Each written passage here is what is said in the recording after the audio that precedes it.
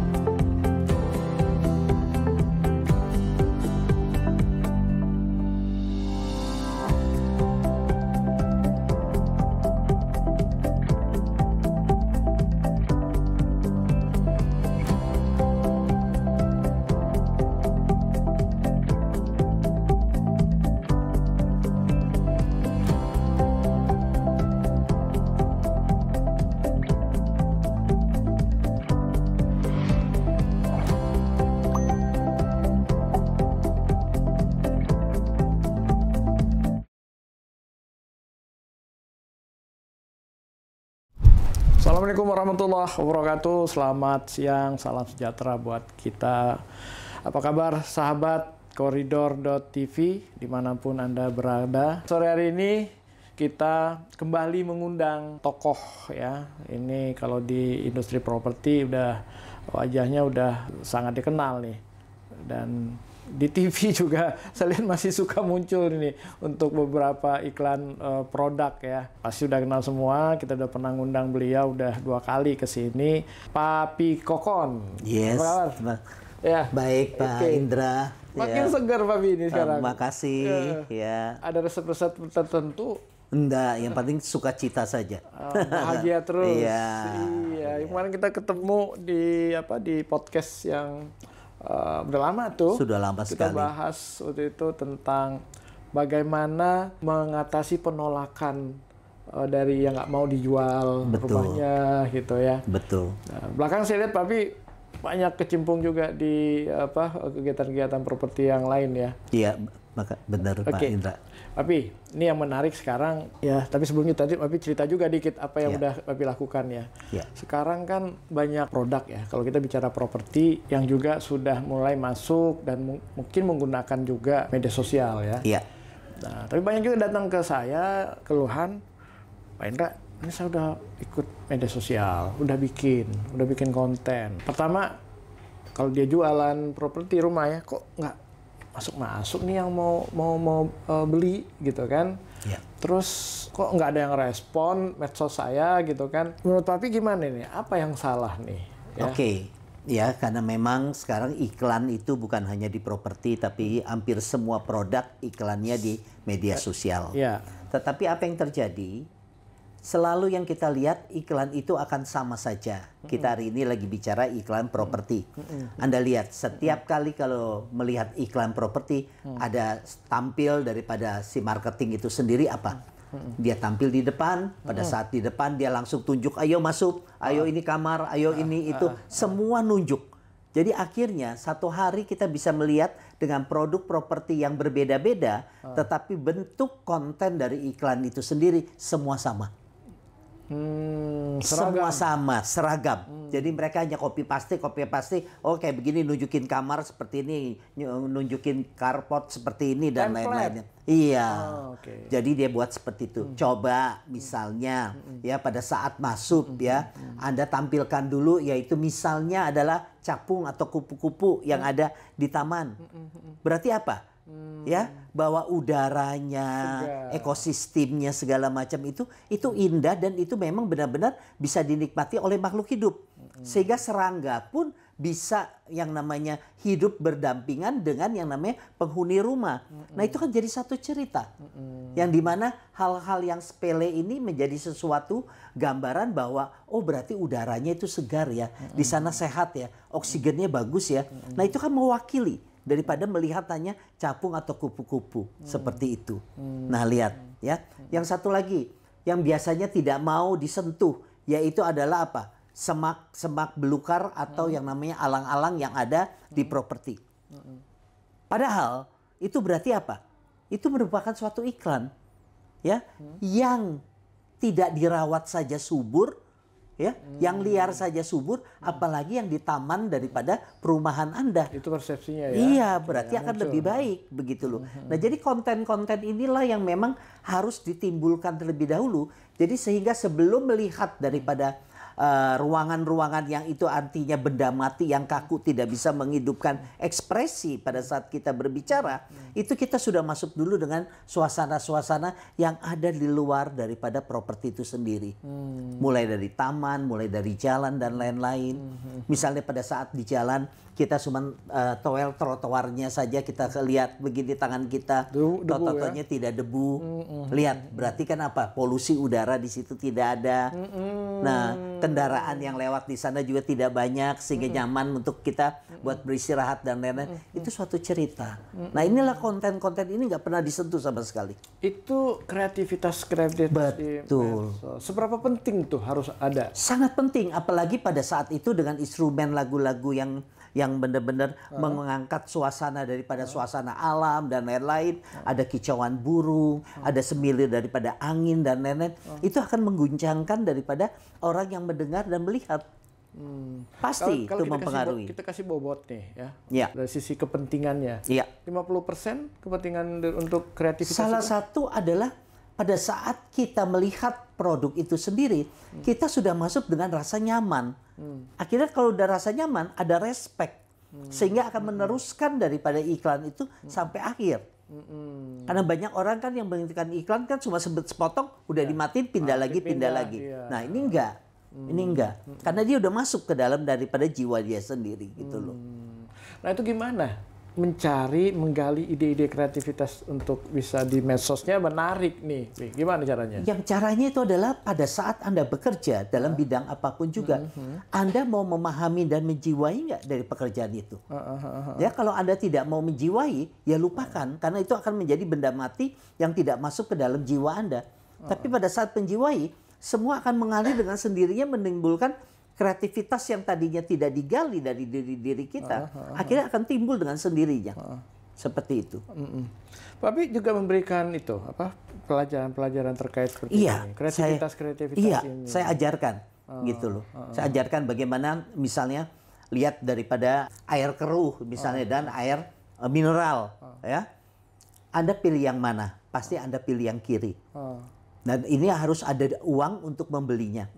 Tapi kalau Anda tinggal di tempat kami, Anda tinggal ambil air tanah di dalam rumah Anda sudah menikmati air mineral yang sama yang Anda beli di toko-toko. Nah, masalahnya gimana untuk bisa menggali ide ini? Kalau Pak Abi berpikir begitu, orang mungkin paham, oh iya, dia memang jagonya gitu kan. Tapi untuk bisa menggali ide-ide kreatif seperti itu buat... Itu biasanya melatih diri dari kegiatan setiap hari. Jadi dari setiap hari itu dia harus menggali daripada area sekitar dia saja. Area sekitar ini saja gitu loh. Jadi kayak kita nih sekarang lagi nyender di sofa ya, Pak Indra ya.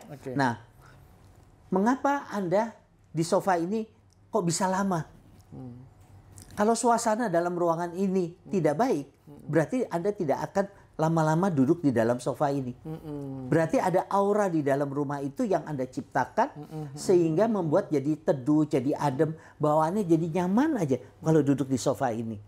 Nah, ini salah satu. Jadi iklan apapun di dalam properti itu, dari produk apapun yang Anda lihat, itu bisa menjadi iklan. Kalau memang apa? Anda membiasakan kegiatan-kegiatan dari konten-konten kreatif ini dari memulai berani untuk mencoba dari produk apapun juga. Produk apapun juga. Iya. Jadi yang Anda lihat benda apapun juga di sekitar Anda, itu akan menjadi konten yang bisa Anda lakukan. Seperti itu. Oke, Wi. Ini karena udah masuk ke teknis saya lihat ya. Sekarang kan platform itu kan banyak ya. Iya. Ada IG, ada YouTube, ada TikTok, ada apa lagi ya yang mungkin banyak lagi yang tier 2-nya gitu kan. Itu gimana kita menentukan, ya ini kalau kita bicara properti ya, kita wah ini untuk TikTok cocoknya seperti ini IG cocok seperti ini, YouTube cocok seperti ini gitu. Kalau ini juga dilihat daripada produk yang akan ditawarkan, itu dulu pertama. Yang kedua, kategori usia. Oh. Iya, kalau main di YouTube kategorinya rata-rata sudah orang umumnya udah melewati usia 25 tahun ke atas nih. Bahkan lebih banyak yang 40 ke atas yang main YouTube. Ya kurang lebih seperti itu. Ya, sedangkan kalau TikTok itu rata-rata kan di bawah 30 tahun. Ya yang main TikTok. Karena mana banyak kan ABG ya. Anak baru gede pada main TikTok dan lain-lain. Jadi pasarnya itu harus dilihat. Nah, kemudian kalau IG, memang itu IG hampir menyeluruh dari seluruh usia. Tapi untuk anak-anak ABG-nya di IG juga nggak begitu banyak. Ya, kelasnya itu adalah kalau main di IG itu 20 ke atas, 30 ke atas kurang lebihnya seperti itu. Ya, ada juga yang seumur kita juga ada, tapi sangat minim lah, tidak terlalu banyak yang bermain di situ. Nah, apa yang kita lakukan? Kita melihat daripada apa yang menjadi yang jadi anggota-anggota dari masing-masing TikTok atau Instagram atau yang namanya juga FB ya, Facebook. Nah, di situ baru kita akan mengerti kalau kita harus mengapa, survei dulu daripada itu bahwa ini komunitas-komunitas ini punya kemampuan mana. Nah, barulah kita masukin produk kepada sesuai dengan anggota-anggota yang ada di pada IG dan lain-lainnya ini. Kalau enggak, main asal aja masuk. Nah, misalnya gini, rumah 10M masukin di TikTok. Nah, sekarang ada banyak nggak yang akan bisa membeli daripada pasar yang 10M itu di dalam TikTok? Nah, hampir nggak ada. Tapi kalau kita masukin produk snack begitu, yang harganya misalnya cuma Rp2.000, masukin di TikTok. Bisa lebih cepat. Nah, itu kan bisa lebih cepat. Nah, jadi hal-hal ini dulu jadi apa? Harus ada riset dulu. Jadi nggak sembarangan masukin di dalam aplikasi-aplikasi itu gitu loh. Nah, ini yang harus kita lihat. Ya. Nah, jadi pada saat yang kita melihat dari bidik pasar yang tepat, itu yang benar-benar akan menjadi potensi buat daya beli daripada produk yang akan dijual. Kurang lebih seperti itu. Artinya masing-masing platform itu punya karakter berbeda. Iya. Dan kita harus Platform itu punya sesuaikan berbeda. produknya cocok nggak di situ. Iya, betul. Cocok apa enggak? Oke, ini nyambung dikit. Sekarang kan beberapa platform itu kayak Reel, itu kan ada Short, itu kan yang pendek-pendek gitu kan. Iya. Nah, itu yang cocok seperti itu apa? Ntar properti nih. Kan properti kan kita perlu tahu nih dari depan sampai belakang gitu kan. Nah, untuk properti cocoknya seperti apa masuk ke Reel gitu. Nah, sulitnya setiap orang yang menciptakan produk untuk dijual itu mau menyampaikan seluruh isi perut daripada yang ada di dalam produk itu. Iya, semua udah sampein ya. Itu salah besar. Oke. Nah, ya misalnya di properti ya, properti ini pakai teknologi misalnya dengan tenaga matahari. Kenapa nggak itunya saja ditonjolkan terlebih dahulu? Iya.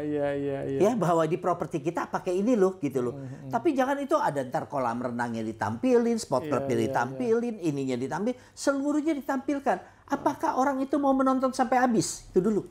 Enggak. Apalagi yang pendek-pendek. Iya, apalagi yang pendek-pendek. Maka itu kenapa orang beriklan saya selalu memang ada kelas warna yang namanya ada warna Nora, ada warna natural, ada warna elegan. Kan ada itu semua warna. Tapi selalu kalau yang daya, kalau kita lihat di dalam riset kita bahwa siapa yang banyak melihat daripada iklan itu, yang warna Nora itu yang paling banyak loh yang dilihat. Yang Nora, yang jedor-jedor, yang kombinasinya udah tabrak lari dan lain-lain, itu paling banyak. Kenapa? Paling menyolok daripada mata pada saat kita hanya lewat naik motor atau naik mobil, yang dalam sekejap kita hanya lihat dalam iklan itu, akhirnya itulah yang kita lihat. Nah, berapa banyak orang iklan, terlalu banyak tulisan. Itu salah besar dalam beriklan kalau tulisan banyak sekali. Besar dengan nomor-nomor handphone, kemudian daripada saat itu apa? Nomor kantor marketingnya mesti besar. Kemudian apa? Ya hanya palingan apa yang lagi mau ditonjolkan yang ada di sana. Ya misalnya spot clubnya yang paling mewah, misalnya bagus di sana. Ya spot clubnya aja sih itu. Tampilin dari perumahan misalnya perumahan A ini adalah ini nomor telepon. Selesai. Tapi ini apa? Ditulis dapat AC, dapat ini, dapat itu, dapat apa? Semua program yang lagi dia mau kasih kepada konsumen, dia taruh di billboard dan lain-lainnya. Mana ada yang bisa baca? Nggak sempet. Nah, nggak sempet, hitungannya detik kita jalan. Hal ini aja udah salah. Dari warna juga. Ditaruh di bukit yang hijau benar. Iklan dia green. Jadi iklannya juga hijau. Gimana mau melihat? Iklan itu sama dengan sekeliling daripada pada saat dia taruh daripada tiang pasang daripada billboard itu?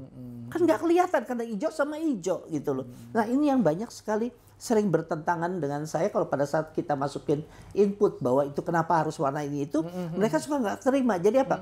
Kehendak mereka daripada kesenangan mereka pribadi yang dia sampaikan kepada orang lain. Dipaksakan, maunya dia. Nah ini yang sering sekali salah dalam hal bentuk daripada branding iklan-iklan daripada suatu properti yang saya lihat. Oke, menurut Papi gimana membuat satu promosi ya iklan yang menarik pasti ya, dan orang langsung ingat, oh itu pasti dia gitu. Gimana caranya? Salah satu proyek yang ada di Cikarang waktu itu, ya, dengan adanya anak di dalam mobil yang minta daripada rumah di apartemen di sana, sehingga apa yang terjadi?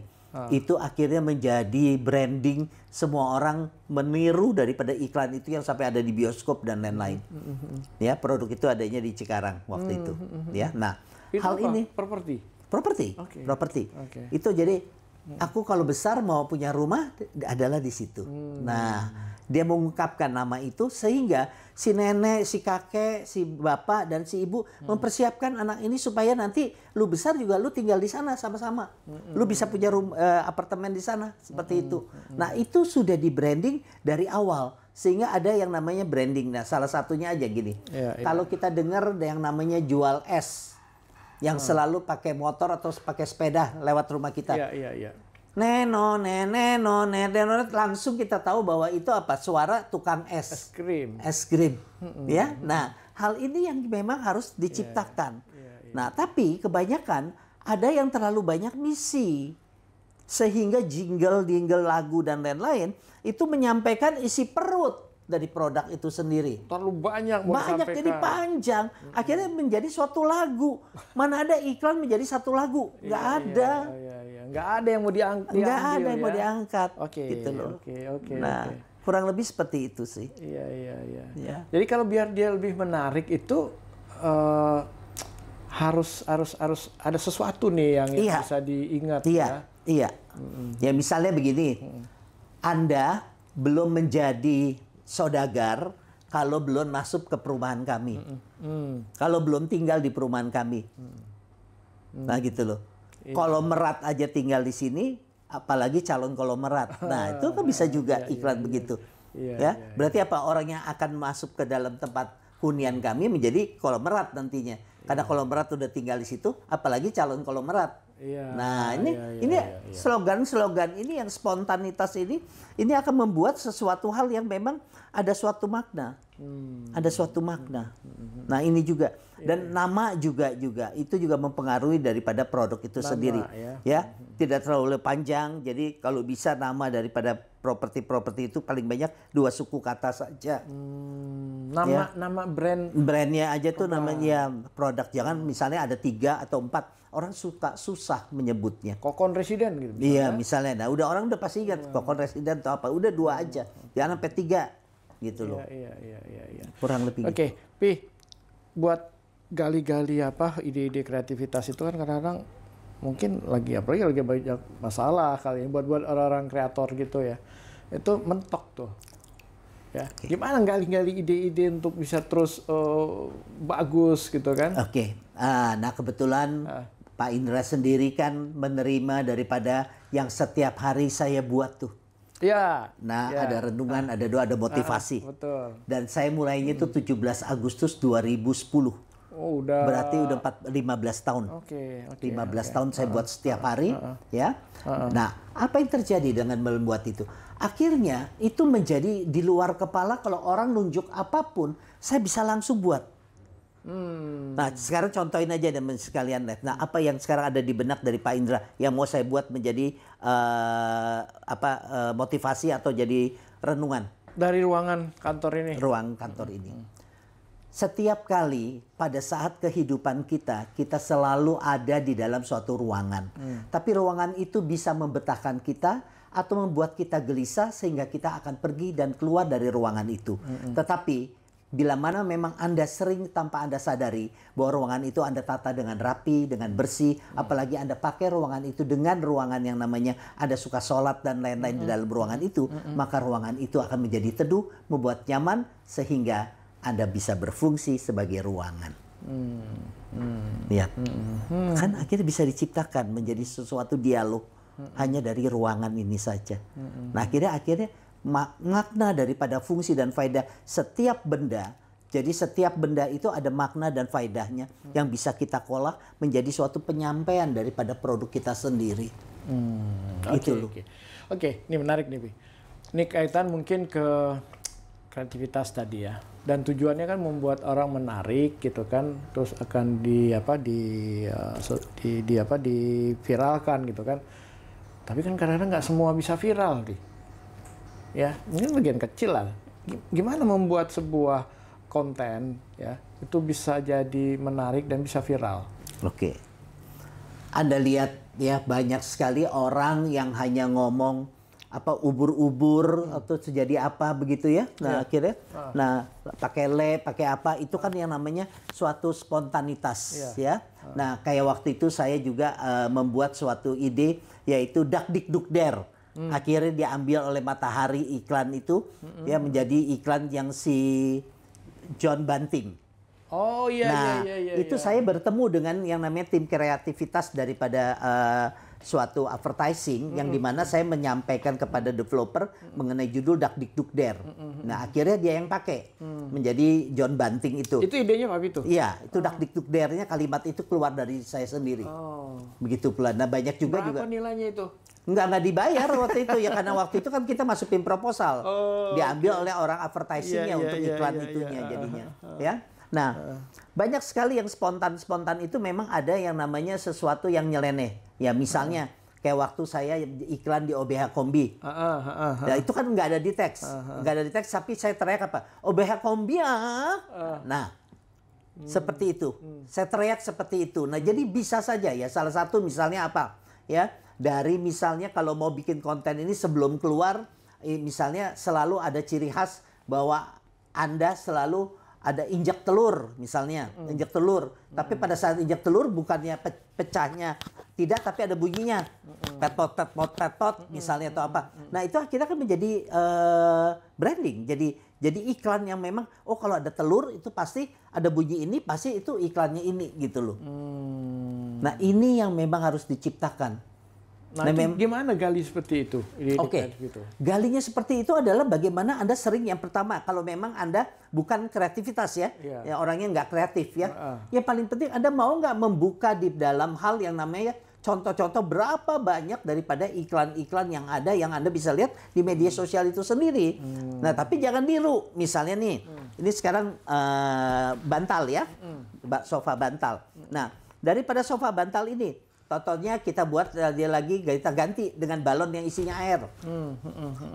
Ya, kenapa mesti balon yang isinya air? Begitu. Ya salah satu air kan mengandung unsur kehidupan. Ada yang namanya medan magnetnya dan lain-lain. Kalau bantal ini kan kita ini kan ya sudah hanya untuk mengganjal. Tapi kalau dengan air kan ada terapi air. Ya, kita panas saja mesti pakai yang namanya air dikompres dan lain-lain. Nah, kenapa nggak pakai bantal ini diganti dengan balon air atau apa? Terus dia bilang, kan nanti pecah. Ya pakai balonnya jangan cuma satu dong. Kalau tiga balon dijadiin satu akan kuat nggak? Kan akan kuat. Atau kita sintetis dengan yang namanya dengan jenis balon. Ya berarti apa? Kita akali bahwa itu sebenarnya penampungan air, tetapi bentuknya dengan bentuk balon. Nah hal-hal ini yang memang orang itu kalau gimana memang kita memulai, ya memulainya adalah harus dari diri sendiri yang memang mau membuat sesuatu jadi apa gitu loh.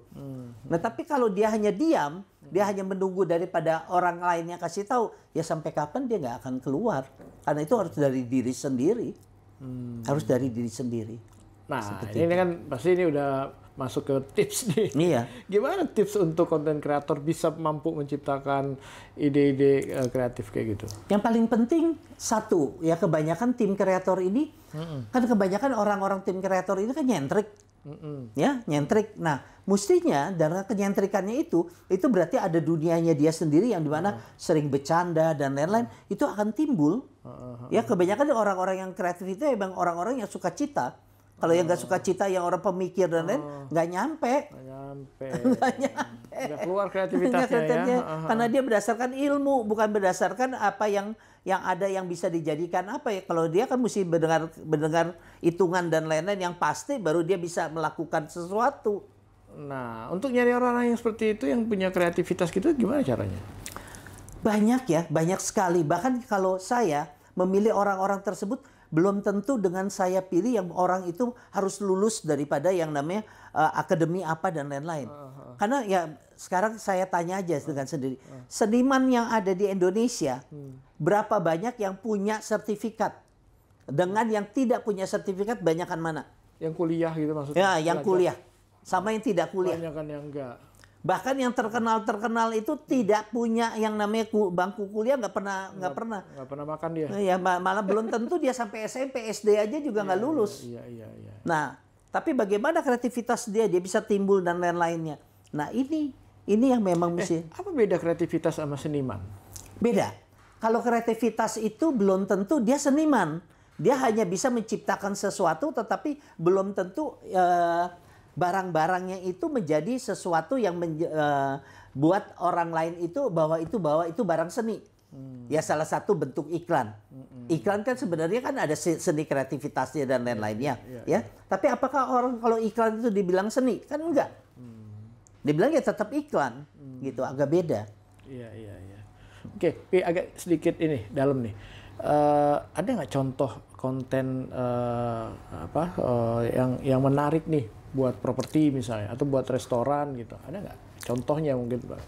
Contoh ya, kalau contoh buat properti ya salah satu misalnya dia punya waterbomb lah, mini waterbomb lah atau waterbomb dan lain-lain ya.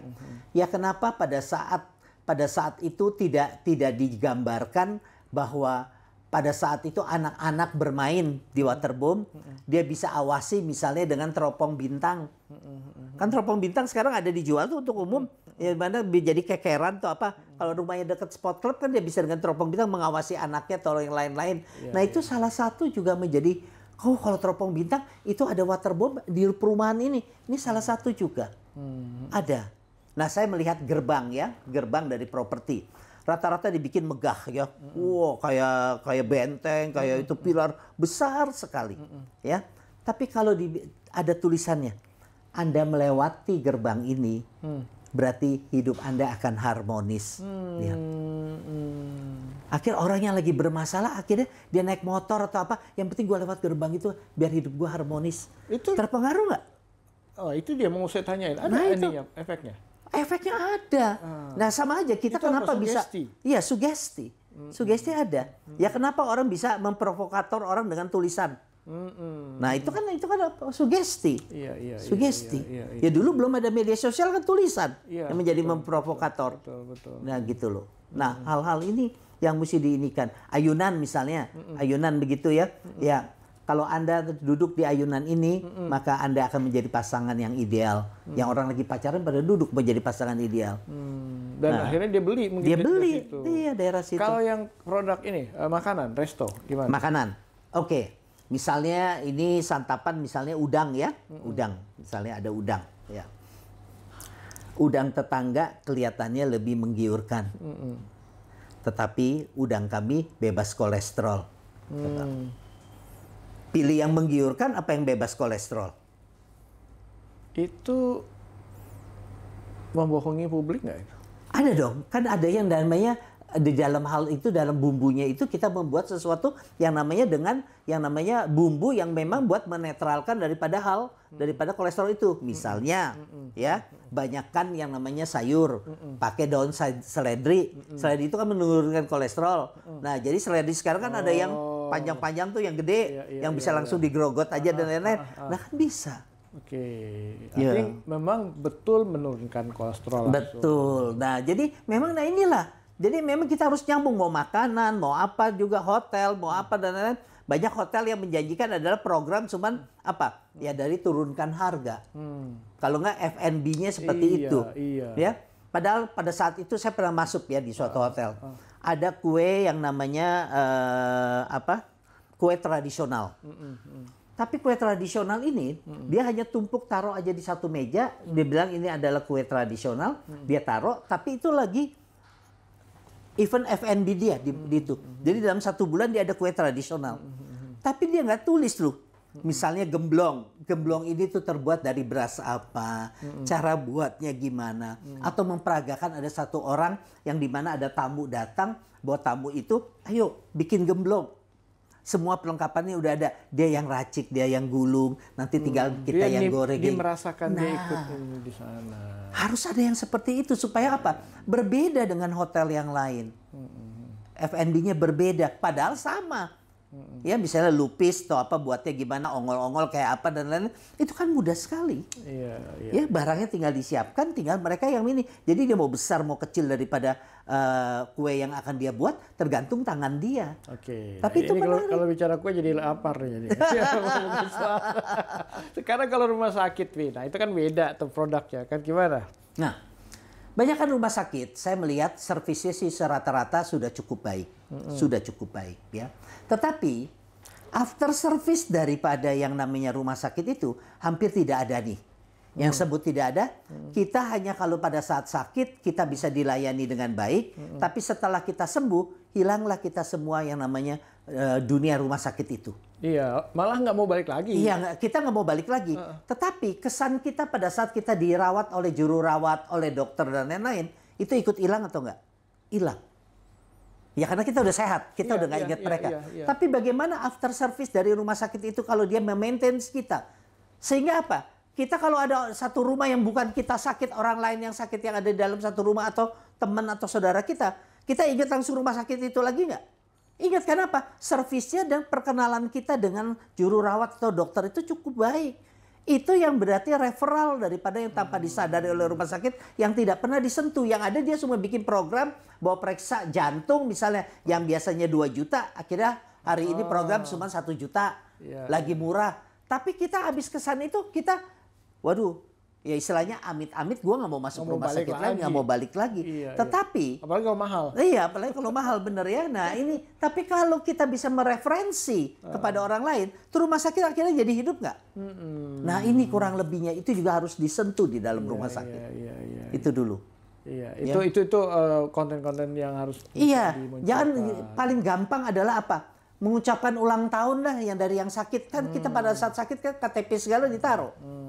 Saya belum pernah tuh dapat yang pernah yang saya masuk rumah sakit ada ucapan ulang tahun dari rumah sakit. Betul.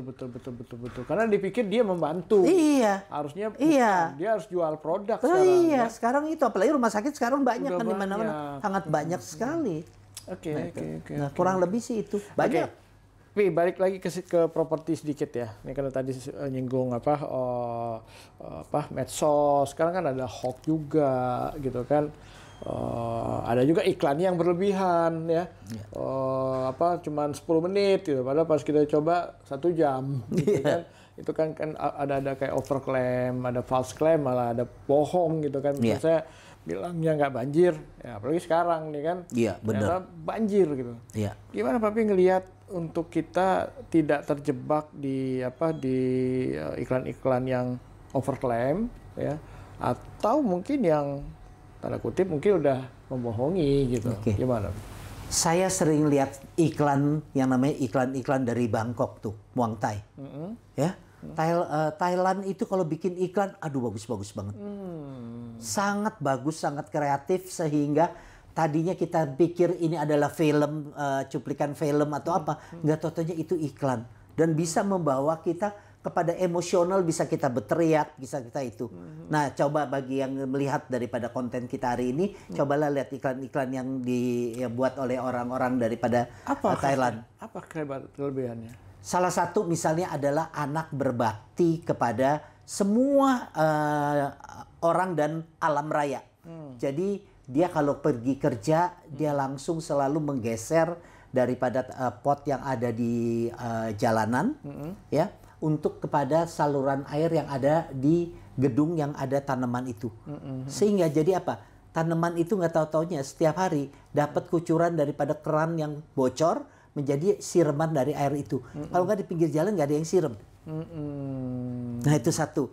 Kedua, ada nenek-nenek yang lagi membawa gerobak. Selalu dia harus melewati polisi tidur, ya. Tapi anak ini kalau mau pergi kerja, ya jadi dia pagi-pagi itu su nenek udah nungguin tuh anak supaya dorong melewati polisi tidur karena nenek ini udah nggak kuat buat mendorong keretanya ini untuk melewati polisi tidur. Nah itu salah satu iklan-iklan yang sederhana, tetapi itu akhirnya menggugah orang yang melihat ada misi itu edukasinya. Produk apa? Itu waktu itu penyampaian masyarakat asuransi. Asuransi. Ya saya lihat itu semua. Karena nggak ada kaitan langsung ke produknya. Iya nggak ada. Nggak ada. Ya kayak salah satu rokok lah. Rokok kan sekarang hampir semuanya nggak ada ini produknya. Iya nggak ada proyeknya. Nah gitu loh. Nah ini hal-hal ini. Iya. Tapi gimana maksud saya tadi pertanyaan tadi untuk kita nggak masuk ke iklan-iklan yang berlebihan gitu, overclaim gitu. Yang salah satunya adalah jangan menyampaikan keseluruhan dari produk itu keunggulannya seluruhnya. Tapi lebih baik membuat suatu cerita yang berkala sehingga misalnya iklan satu produk ini mestinya ada 12 kelebihannya. Kenapa nggak dibuat tiap bulan menjadi cerita? Tapi cerita ini supaya menarik, ini dibuat lagi adalah bentuk per 3 bulan. Cerita itu sampai di mana, kirimlah mengenai narasi dari cerita ini. Sehingga narasi ini nanti akan diundi mendapat misalnya 1 buah sepeda motor. Akhirnya orang menunggu nggak? Lumayan loh sepeda motor hanya lihat iklan doang. Nah, akhirnya kan dia kirim nih buat dapat sepeda motor. Nanti kan diundi. Nah 3 bulannya lagi misalnya nanti mendapatkan apa? Dapatkan apa sehingga terakhir dapat mobil misalnya. Mobil yang 100 juta kan sekarang ada. Tapi kalau dia dapat jutaan orang yang menonton itu, masuk nggak ke dalam produk dia? Masuk. Gitu loh. Nah hal ini yang selalu jarang sekali daripada orang membuat konten itu, dia hanya menyampaikan sekedarnya saja pada hari itu, ya udah untuk bulan ini saja sudah. Tapi yang berkalanya itu juga harus dipikirkan. Harus dipikirkan. Iya. Nah itu loh kurang lebih sih seperti itu kalau Mbak saya bilang. Kalau enggak, ya banyak akhirnya orang jadi bosen nggak mau lihat iklan. Ya apalagi iklan-iklan hoax sekarang banyaknya setengah mati. Banyak hoax. Ya. Iya, banyak hoax. Iya. Tapi gimana nanggapi iklan-iklan yang tanda kutip over gitu ya? Salah satunya ya kebanyakan adalah yang paling buruk di dalam iklan itu adalah menjatuhkan produk orang lain. Boleh itu? Nggak boleh, itu nggak boleh. Tonjolkan saja apa yang Anda memang yang mau Anda tonjolkan. Tapi jangan lihat daripada produk yang orang lain ya akhirnya ya salah satu gini. Iklan, saya lihat iklan properti nih. Ya. Ada yang memfoto daripada lahan dia memang lebih tinggi karena mereka satu area. Tapi lahan yang kompetitor dia di bawah 3 meter. Tapi kenapa dia buat live dan lain-lainnya bilang, saya tidak perlu bawa berita ini tidak hoax ya. Ya bawa berita ini adalah real. Nih saya foto, saya videoin ya, saya tidak sebut nama. Tapi beda daripada satu lahan, tetapi kami 3 meter lebih tinggi dari yang ada di sebelah. Nah itu kan kurang baik. Nggak boleh. Nggak boleh dong. Itu ya biar saja kan rezeki ada masing-masing gitu loh. Ya kenapa harus menjatuhkan orang lain gitu loh. Kan selalu buat mau cari rezeki kan kita mencari berkah. Betul. Ya pada saat cari berkah kan selalu mesti yang benar-benar yang baik gitu loh. Nah itu loh kurang lebihnya sih. Iya, menjatuhkan produk pesaing belum tentu juga terjual juga punya kita ya. Betul. Oke, menarik nih, Pi. Oke, Pi, mungkin agak sedikit nyimpang dari yang awal-awal tadi ya. Ini Papi kan juga udah banyak juga ngurusin proyek-proyek properti ya. Yeah. Gimana kondisi bisnis properti sekarang?